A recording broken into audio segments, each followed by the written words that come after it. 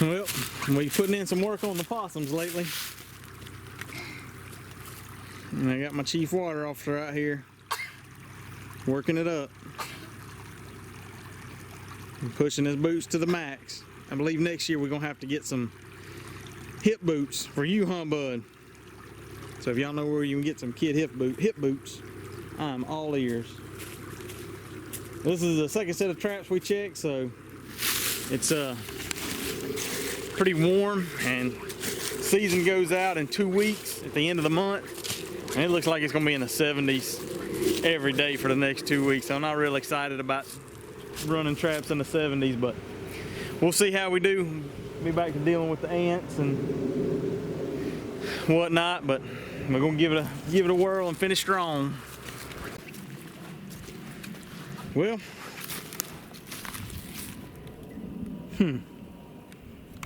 so something come and ate my marshmallows around the trap, but not the marshmallows in the trap. That's interesting. But I don't see my trap over here. And I think I believe that's an old coon floating right there.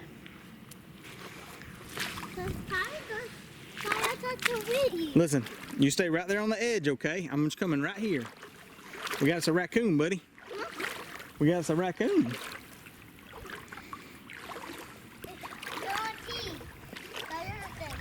You stand right there, perfect. Okay. Yeah, we got some nice coon. Look at there.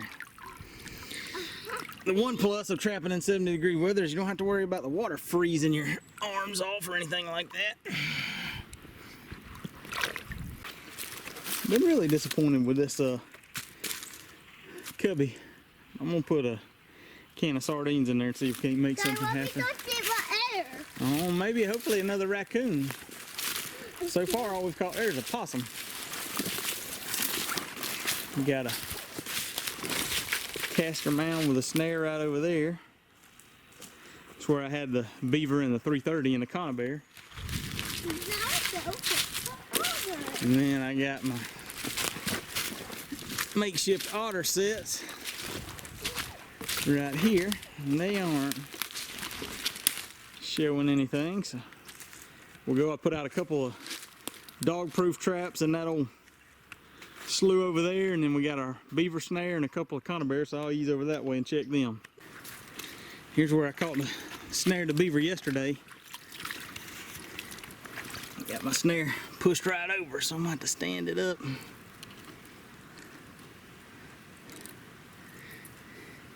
Something came through here anyway, so it's kind of short. See if that'll do anything. There's Chief in his element. I didn't think I'd have to get him his own set of trapping tools this early, but you can see he's commandeered my stake driver and my shovel for important purposes, so on the supply list will definitely be an extra set of things. I was going to show you, I ain't done with them yet, but, and I kind of jacked everything up a little bit, but on this creek, I got a cubby with a 160 on it that hadn't been getting any action, and I've had loads of there's fresh otter tracks there. This is an otter toilet. Like I say, I destroyed a lot of it. I mean, you get here, you can smell. There's some scat over there that's buried. You can smell it. So, in an effort to try not to miss an opportunity that the otters coming through here, I've set a 550, an MB 550. I've got 18 inches of chain with a 2-inch pogo fender washer on it. So I got a soft ground anchoring both of them, and then so I got that one down there to try to catch attention coming by. And I've also got one set right there, right on that hill crest where they've been running and rolling and pooping. So I'm going to put several holes around with different lures and do whatever I can to try to hopefully catch an otter's attention and maybe catch old dry ground otter up here on the hill. I've got several places. There's this road through this young pine stand. Several places where I can see right along the edge,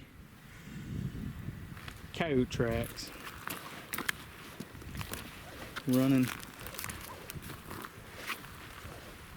right along the edge. There's some tracks going back there.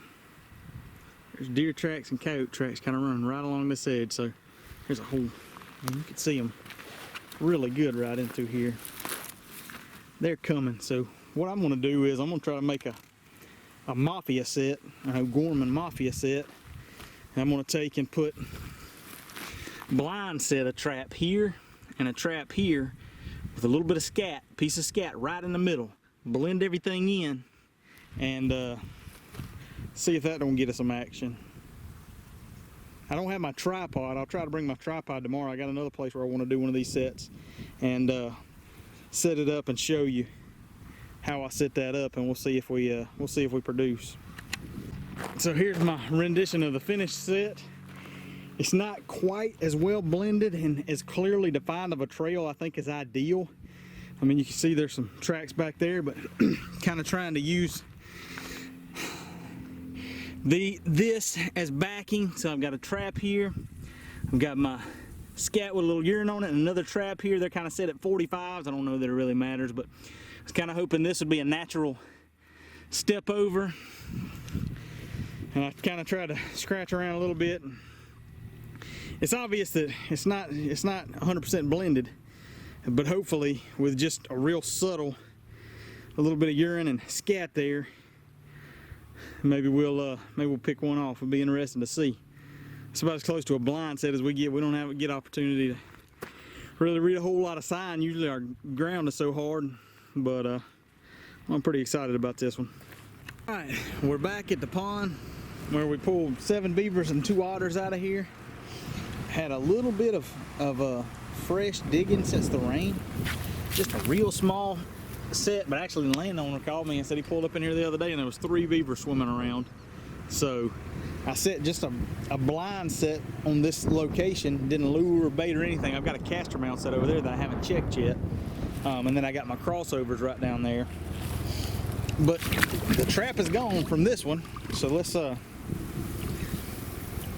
pull it up and see what we got. I got that there. Well, I was trying to keep my gloves dry. That ain't happening.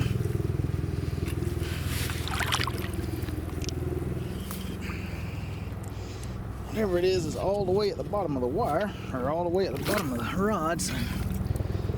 Should be a good thing. Don't feel real heavy like a beaver. Oh man.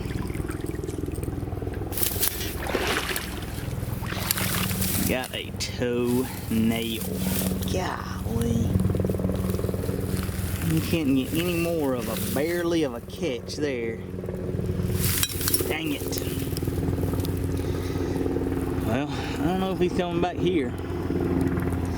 See if we can pick him up in one of the other sets. I wasn't paying attention. I was looking at my crossovers, which are untouched. One of the problems though with being 70 degrees is the water's going to warm up and the turtles are going to be moving. So that's one of the downfalls of having these traps up kind of up high aren't as bad, but having dive sets underwater in channels and stuff. Summertime doing some nuisance beaver trapping, or even in the wintertime when it's 70 degrees, 75 degrees and turtles start moving, it's a good time to pick up beavers, or snapping turtles especially, but turtles in your conibears, so don't be surprised. Well, we may have another shot. I got a caster mound set here, just a little narrow cove, and I do not see my trap. Uh-oh. Feel the ends loose.